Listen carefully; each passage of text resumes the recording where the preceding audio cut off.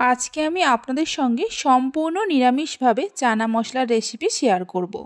বাড়িতে থাকা সাধারণ কিছু উপকরণ দিয়ে বানিয়ে নেওয়া যায় আর খেতেও হয় দুর্দান্ত।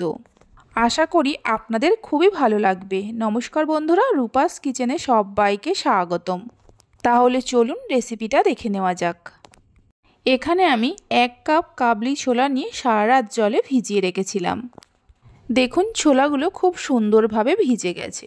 ওজন হিসাবে 200 গ্রামের মতো ছোলা আছে। একটা প্রেসার কুকারের মধ্যে ছোলাগুলো নিয়ে পরিমাণ মতো জল দিয়ে দেব। ছোলাগুলো ডুবে থাকবে ঠিক সেই মতো জল দিতে হবে। এর মধ্যে দিয়ে দেব 2টো তেজপাতা, একটা দারচিনি, একটা এলাচ, 1 টুকরো জয়িত্রী। অল্প করে নুন আর হলুদ দিয়ে প্রেসার কুকারের ঢাকনা আটকে 3 থেকে 4টে সিটি দিয়ে ছোলাগুলোকে সেদ্ধ করে নেব। 4টে সিটি দিয়ে নামিয়ে রেখেছিলাম। প্রেসার কুকারটা ঠান্ডা হয়ে যাওয়ার পর ঢাকা খুলে দেখে নেব ছোলাগুলো কেমন সেদ্ধ হয়েছে।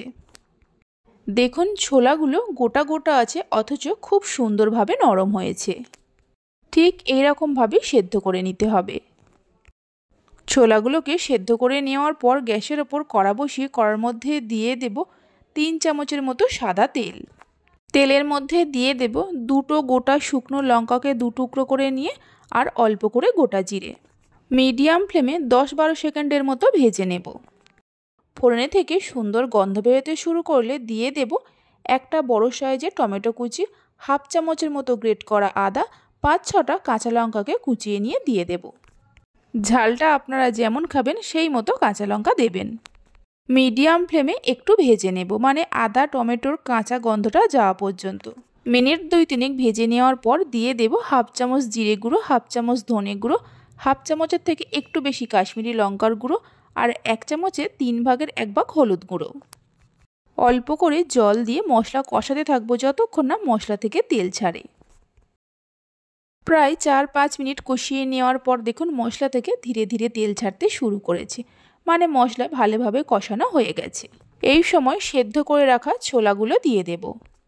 1 চামচের মতো চিনি দিয়ে দেব আর স্বাদ মতো নুন দেব। ছোলা সেদ্ধ করার সময় নুন দিয়েছিলাম, তাই নুনটা একটু বুঝে দিতে হবে। সব কিছুকে মিশিয়ে নেওয়ার পর ঝোলটা যখন ফুটতে শুরু করবে গ্যাসের ফ্লেমটা মিডিয়ামে করে ঢাকা দিয়ে কিছুক্ষণ রান্না করে নিতে হবে। ততক্ষণে একটা ভাজা মশলা তৈরি করে নেব। তার জন্য গ্যাসের ওপর একটা প্যান বসিয়ে প্যানের মধ্যে দিয়ে দেব 1/2 চামচ গোটা জিরে, 1/2 চামচ গোটা ধনে, 10-12টার মতো সামরিচ আর 2 চামচের মতো পোস্ত। সামরিচ যদি বাড়িতে না থাকে তাহলে গোলমরিচ দিতে পারেন। মশলাগুলোকে হালকা করে ভেজে নেব। মশলাগুলো হালকা করে ভেজে নেওয়ার পর প্লেটের মধ্যে ঢেলে নিয়ে রেখে দেব। একটু ঠান্ডা হলে গুঁড়ো করতে হবে। খেয়াল রাখতে হবে মশলাগুলো পুড়ে না যায়। এদিকে প্রায় 10 থেকে 12 মিনিট সময় ধরে রান্না করে নিয়েছিলাম। ঢাকা খুলে একটু নাড়াচাড়া করে নেব। এইভাবে একবার চানা মশলার রেসিপিটা বানিয়ে দেখতে পারেন, খেতে ভীষণ ভালো লাগে। বাড়িতে বানালে খেয়ে কেমন লাগলো অবশ্যই আমাকে কমেন্ট করে জানাবেন।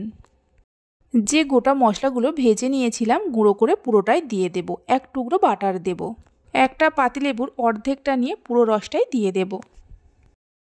সব কিছুকে মিশিয়ে নিয়ে গ্যাসের ফ্লেমটা বন্ধ করে ঢাকা দিয়ে 5 মিনিটের জন্য রেখে দেব। রেসিপি ভালো লেগে থাকলে অবশ্যই একটা লাইক করবেন, বন্ধুদের সঙ্গে শেয়ার করবেন। ভালো লাগলে চ্যানেলটি সাবস্ক্রাইব করে পাশে থাকা বেল আইকনটি প্রেস করবেন নতুন রেসিপির আপডেট পাওয়ার জন্য। 5 মিনিট পর ঢাকা খুলে দেখাচ্ছি, দেখুন কত সুন্দর হয়েছে। তাহলে চলুন ভিডিওটা আমি এখানেই শেষ করছি। আপনারা সবাই ভালো থাকবেন, সুস্থ থাকবেন। ধন্যবাদ।